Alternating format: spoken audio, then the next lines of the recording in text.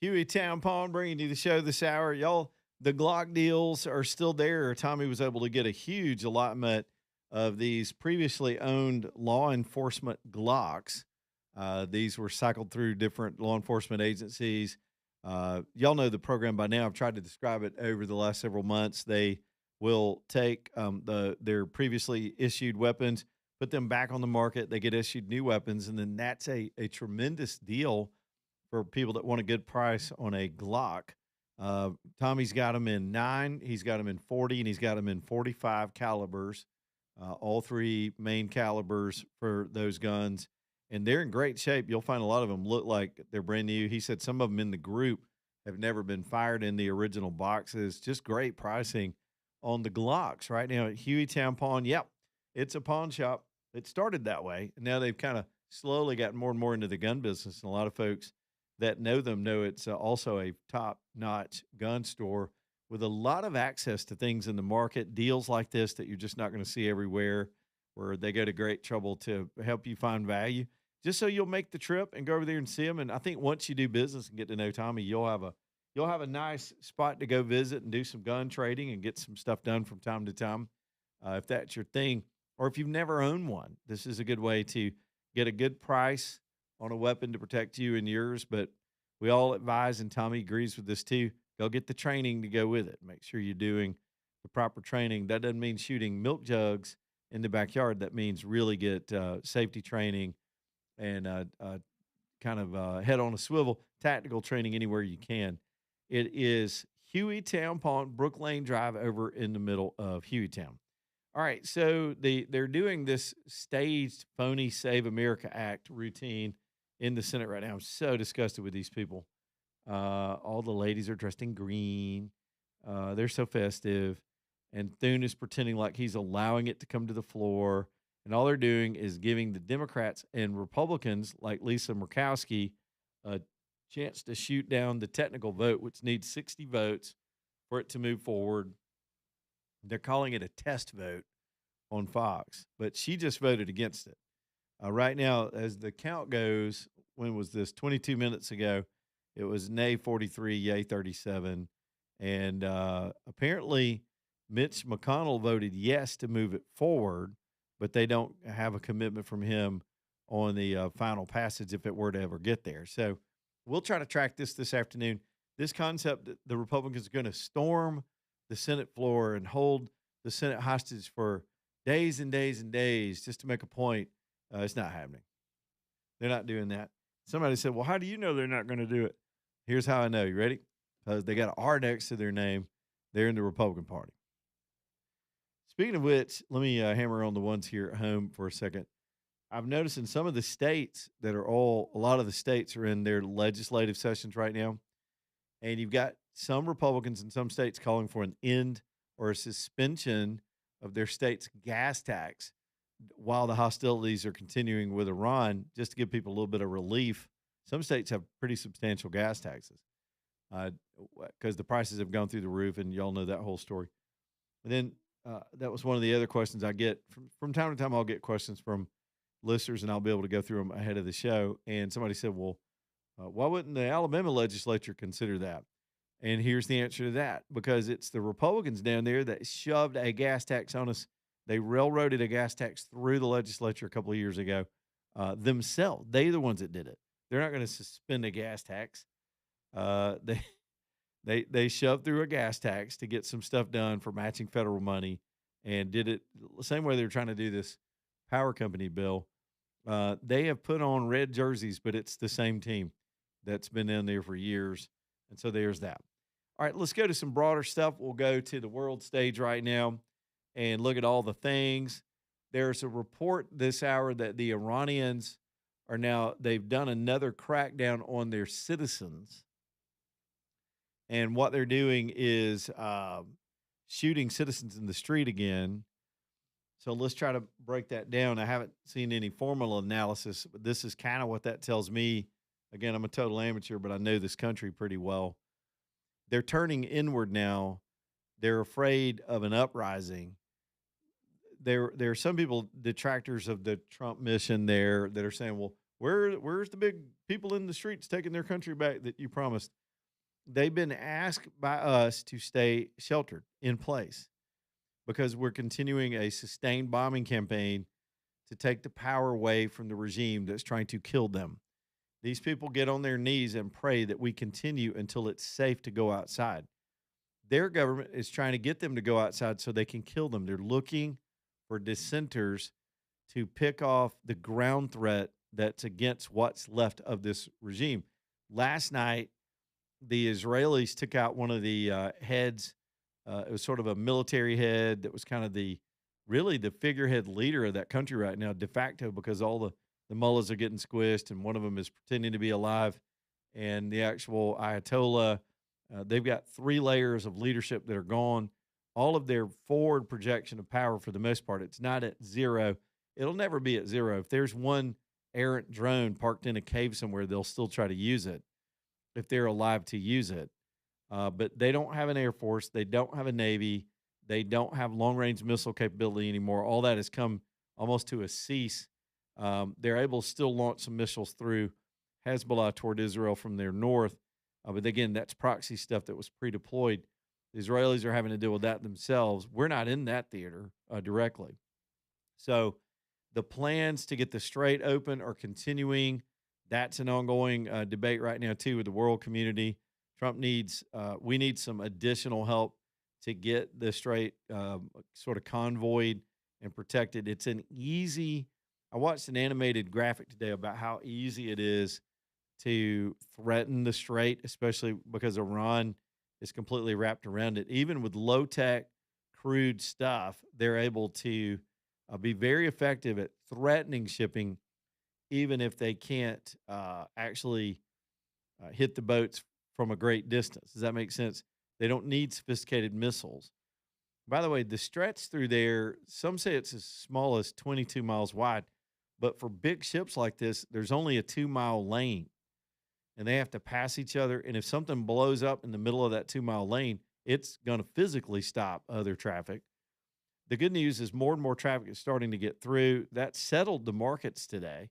The Dow stayed up for most of the day. It didn't end up big. It ended up about 46 points, but a green day on the board is better than some of those slides that we've been seeing as nerves are calming a little bit that the end of this is in sight. Trump keeps hinting at that he committed from the outset that this wasn't going to get protracted. We're not there to build the nation, but it's a war of degradation in phases. As each phase is completed, you go to the next phase of the operation. You don't do everything at once. It's why Karg Island came after the initial blinding of the Iranians, taking away their air power, taking away their naval power. Then you take the island.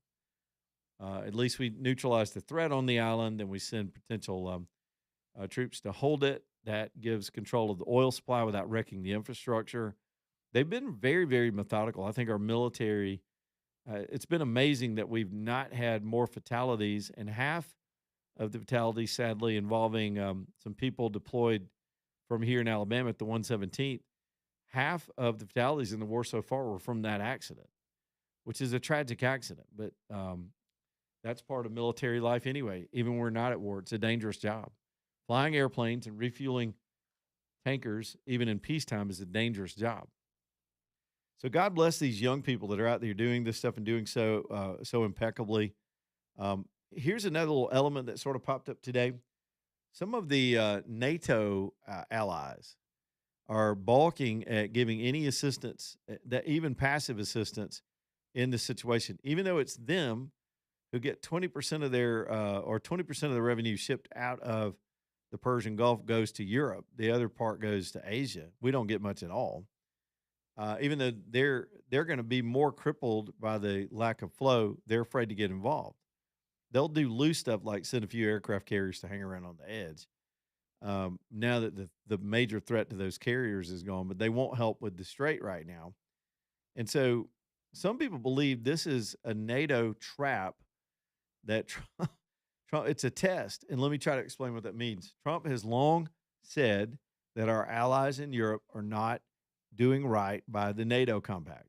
And years ago, he forced them to commit a higher portion of their GDP to defend themselves. A higher portion of their GDP, which was required under the NATO treaty after World War II. All these nations got together and said, hey, that worked. We kicked Hitler's ass. Let's all hang together. Let's make a new thing, and we'll stick together and defend each other. But so there had to be some commitments that were proportional to each country. So it was based on percentages. Are y'all following me? Well, they weren't paying. Spain, Germany, they weren't doing their part. Trump forced all of them to step up and contribute more because we were paying the bill. And then comes the Russia-Ukraine situation. And the Europeans were they were front and center in an absolute panic that Russia was going to roll over Ukraine and they were going to be next. They begged the United States for more assistance, more help, more weapons, more strategy, more of everything, more intelligence. And Trump has negotiated situations with them since the foolish Biden administration's been out of the way. But so they needed us for the Russian threat. And then there's another situation they don't want to step up. Now, here's where we're going with it. And this could be the eventual outcome. Trump has long wanted to almost renegotiate NATO and exclude some nations that shouldn't be in it, or redo the compact with nations that are our true allies. And this is a test, and he's saying it, that if there's anything, if you don't like him, fine, but you got to agree. If he says it, he's thinking something, and he's got a pretty good team around him that's thinking 5 steps ahead. There's going to be a shakeup in NATO when this is over. The UK is going to wind up having to defend themselves. These people don't get by without us. This is what Greenland was about. Are y'all listening? Are y'all listening to me right now? Greenland seemed bizarre. When Trump brought up Greenland, everybody was like, Greenland? What the hell's in Greenland? We even did that. I was like, it's a piece of ice. Until you look at the world from the North Pole and see how it's direct access to us from the Russians. This man is building a fortress around our hemisphere. Cuba's about to fall. Venezuela is seeking freedom and playing baseball with us tonight. The whole Iranian situation, once this is resolved, the peace is so possible in the Middle East. It's hard to predict that it'll happen, but it is very possible in the Middle East. That becomes less of a drain on resources and a threat to the world. And now there's this European situation where they're not going to defend Greenland. They're not going to defend us. They won't do it when the chips are down. The French have already forgotten about us saving their ass in World War II. So have the British in a lot of ways. Britain has already fallen to Islam anyway. So here we sit trying to get these people in line, and your friends are your friends. They're either there for you when you need them or they're not. It's one way with them. Trump resents that, and he has spoken to this issue. Just to be clear, he has spoken to this issue since the 1980s. This and Iran. He has repeatedly said we're getting ripped off. He said it about the Chinese trade deals. He's saying it about our military alliances with Europe. They are screwing this country over because we've had weak presidents in both parties that won't stand up to it. They're more invested in wanting to be liked by the rest of the world and afraid of the political risks associated with taking on the Europeans. And now he's allowing them in real time to do themselves in, to make the case for the United States that our allies aren't really allies. So it's step up time right now. You're either in or you ain't. You're either with us or you're with the enemy. And they got to know that. It's the American way. We'll put a boot in your ass. Where's that song? You know, the day the war started, I had a song list. I forgot to give it to you of like songs I wanted you to play. Mm-hmm. But then I lost my enthusiasm for it. Frank's in Vestavia. Let's get Frank in here real quick. And I know we got a break coming. What's up, Frank?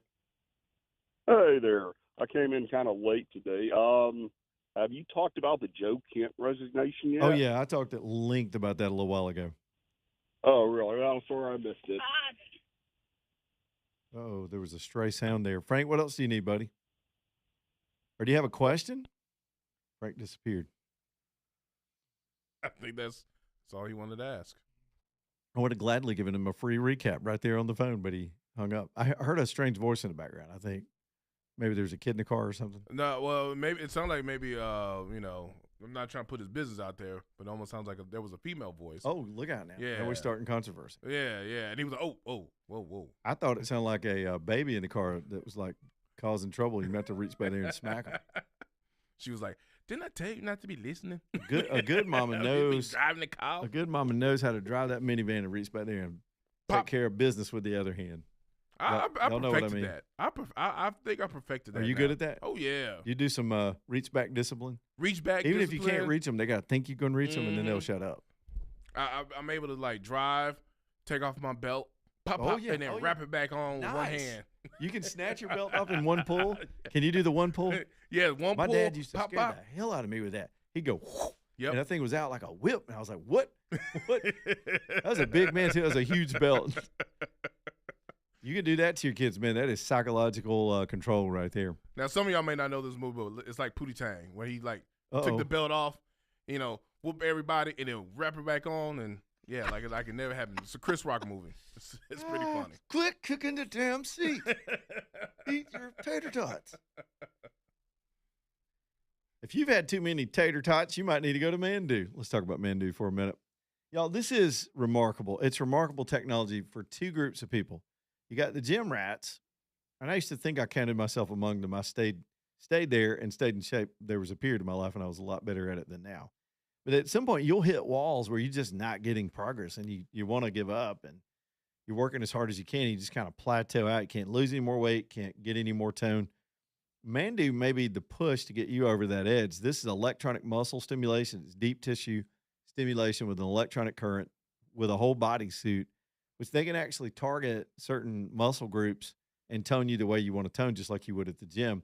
But it may be the thing to sort of give you that extra push to get you going again. On the other end of that, we've had listeners that had MS that thought they could never go to a gym again or never do anything about their muscle tone or strength, but this was the solution because it's not weight, it's not cables. The electronic current does the flexing and stimulation of the muscle and giving you your strength, giving you your tone, helping you shape your body in conditions even like that. That's life changing for some people. Y'all, you may be in between where you're just kind of lazy or you hate going to the gym and it takes too much time and you don't get results fast enough and you're paying all this money for a gym membership you don't use. Try Mandu. They'll let you try it for free. I think once you experience it, and it's a little weird at first, but once you understand it and see how effective it is, and then you sign up for their classes, they can get you in shape a lot more quickly. It's only 15 minutes, and you can't go every day. It's too intense. And I think once you do it, if you like it and sign up, I think it could be the thing you're looking for. Especially one more note: if you're taking those weight loss shots, some of y'all are looking like Skeletor. You're overdoing it, and you're losing tone. You're losing muscle tone. You could be losing bone density because you're not getting the other half of that. Mandu could be the perfect complement. It's just as efficient, but it does the strength side of that equation. You got to do both. Can't just quit eating. You got to do both. Don't starve yourself. Train yourself. Get in shape. Feel good with Mandu. Great locations. The original that's my location over in Homewood is with Paul, downtown Homewood. The other locations, of course, we now have a location on University in Tuscaloosa, and there's one in Huntsville as well for our listeners in Huntsville. It's Mandu. Let me spell it because you're going to need to add a U when you spell it online. Mandu.com, MANDUU, mandu.com. Back in a minute.